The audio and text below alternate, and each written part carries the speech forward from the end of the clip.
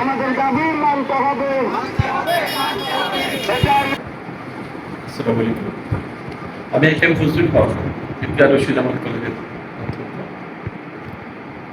এই college Imtiaz Rashid Ahmed college একটি সুপ্রাচীন college. 1987 সালে এই কলেজটি প্রতিষ্ঠিত হয়। কক্সবাজারে প্রতিষ্ঠার দিক দিয়ে সম্ভবত এটা তৃতীয়তম college. Cox's Bazar college, Chakaria college, অতঃপর ইমতিয়াজ রশিদ আহমদ কলেজ।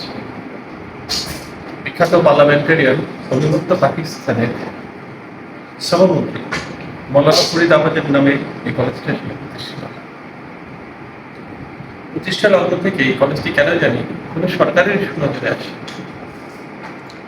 বিগত আওয়ামী সরকারের আমলে এমনকি এই প্রখ্যাত ব্যক্তির নাম পরিবর্তন করে এই কলেজের নামকরণ করা হয় ইমতিয়াজ রশিদ আহমদ কলেজ। আমরা জানি প্রতিটি উপজেলায় একটি করে সরকারি কলেজ করার নিয়ম রয়েছে। শিক্ষানীতিতে এটা সংযুক্ত আছে।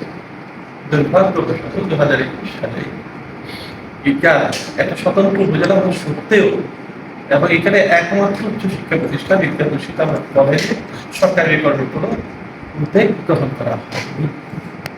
2024 সালে দেখেছি যে মাননীয় উপদেষ্টা শিক্ষা উপদেষ্টা বরাবর একটা আবেদন করা হয়েছিল।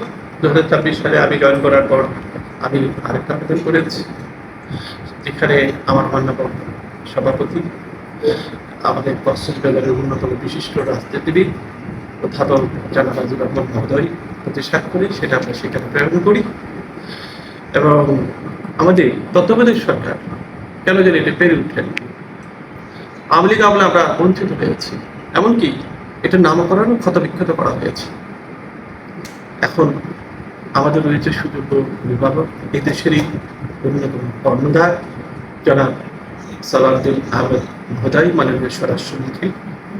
আমাদের রয়েছে ইঞ্জিনিয়ার খালেদুজ্জামানের ভাই, মানে ইঞ্জিনিয়ার মানে আমাদের যে মানে পার্লামেন্টারিয়ান জনাব খালিকুজ্জামান, যিনি ছিলেন আপনার এই কক্সবাজার কৃতি সন্তান, কক্সবাজার সদর আমুদ্দিনের সাবেক বিজ্ঞ পার্লামেন্টারিয়ান, হাইকোর্টের সাবেক আইনজীবী এবং কম্পিউটার প্রকৌশলী মরহুম অ্যাডভোকেট খালিকুজ্জামান, তারই সুযোগ্য ভাই ইঞ্জিনিয়ার শহীদুজ্জামান মহোদয় এই কলেজের অন্যতম অভিভাবক।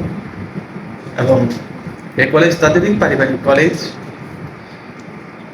এবং বর্তমান যিনি সাংসদ, তিনিও কিন্তু অত্যন্ত দরদি ইত্যাদি মানুষ, জনাব রহমান কাজল মহোদয়। সবারই সুন্দর আমরা রয়েছে, এই কলেজের প্রতি সবারই রয়েছে গভীর ভালোবাসা, মমতা। কিন্তু আসলে এটা সরকার করে ব্যাপারটা কখনোই মিডিয়ায় আসেনি। আমার ছাত্ররা কেন জানি উত্তপ্ত হলো, খুব ভালো লাগছে। আমি খুব আবেগে আপ্লুত যে আমরা পারিনি, আমাদের ছাত্ররা এটা এগিয়ে নিয়ে যাওয়ার জন্য ইতিহাস জনসাধারণ এটার ব্যাপারে খুবই সোচ্চার। এবার ইনশাল্লাহ জয় হবেই, আমরা একটা সরকারি কলেজ দেখতে পাবো। সেটা অন্য কিছু নয়, আমাদের ইমতিয়াজ রশিদ আহমদ কলেজের ইনশাল্লাহ নামকরণ হবে ইমতিয়াজ সরকারি রশিদ আহমদ কলেজ। আমরা যে আজকে আপনারা আসছেন ইলেকট্রিক মিডিয়ার দেখতে পারবো, আমরা আশা করি আপনারা আমাদের সহযোগিতা করবেন ইনশাল্লাহ। যেহেতু আমাদের মাননীয় শিক্ষামন্ত্রী জনাব আহমদ মিলন মহোদয়, তিনিও শিক্ষার ব্যাপারে খুবই আন্তরিক। আমাদের মাননীয় প্রধানমন্ত্রী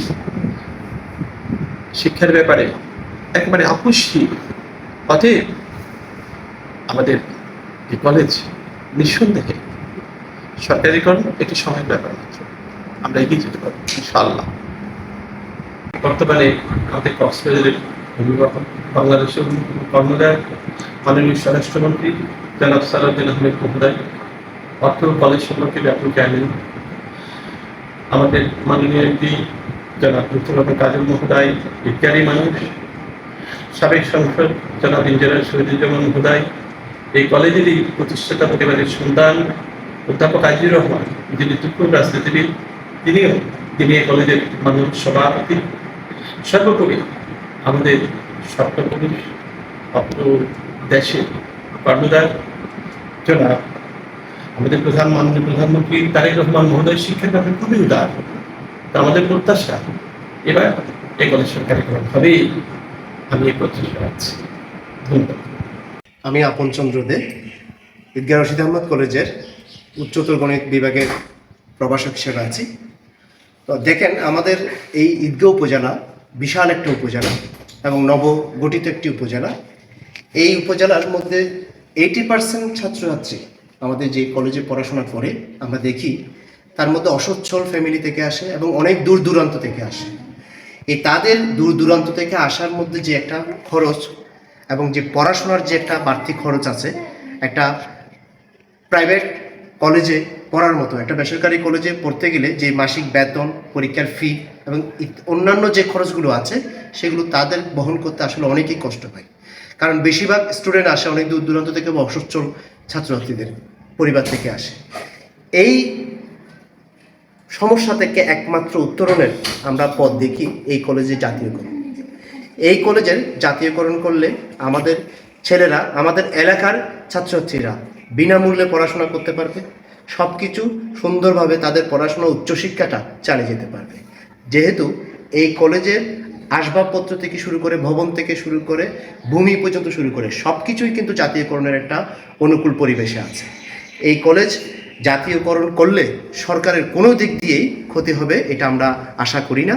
সুতরাং যেহেতু সরকারি একটা নির্দেশনা, প্রজ্ঞাপনেই আছে প্রত্যেকটি উপজেলায় একটি করে কলেজ জাতীয়করণ হবে, এই কলেজটি জাতীয়করণ করা আমাদের জন্য এখন অনেক বেশি ইম্পর্ট্যান্ট।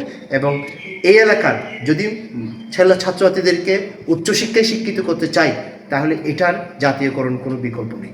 ধন্যবাদ। আমি সরওয়ার কামাল, প্রভাষক অর্থনীতি। এই কলেজে প্রায় 10 বছর ধরে কর্মরত। আমাদের দীর্ঘদিনের কাঙ্ক্ষিত স্বপ্ন, উপজেলার একমাত্র কলেজ হিসাবে এই কলেজ জাতীয়করণ তথা সরকারিকরণ সবার পক্ষে। এটা শুধু শিক্ষার্থীদের একার মত দাবি না, মানববন্ধনের মধ্যে শিক্ষার্থীদের একাংশের দাবি না, এখানে পুরো শিক্ষার্থী, শিক্ষক এবং সর্বোপরি এলাকাবাসীর একটা গণদাবি। আমি মনে করি আমি আশা করি আমাদের এলাকায়, আমাদের কক্সবাজারের গর্ব, কক্সবাজারের উপকার স্বরাষ্ট্রমন্ত্রী মহোদয় জনাব সালাউদ্দিন আহমেদ আমাদের কলেজের সরকারিকরণের উপর যথেষ্ট আন্তরিক হবেন এবং পাশাপাশি অত্র রামু সদর কক্সবাজার ঈদগাঁও আসনের মাননীয় সাংসদ জনাব লুৎফর রহমান কাজল এবং সাবেক সাংসদ ইঞ্জিনিয়ার মোহাম্মদ শহীদুজ্জামান আমাদের এই কলেজের জাতীয়করণের আন্তরিক হবেন বলে আমি আশাবাদী।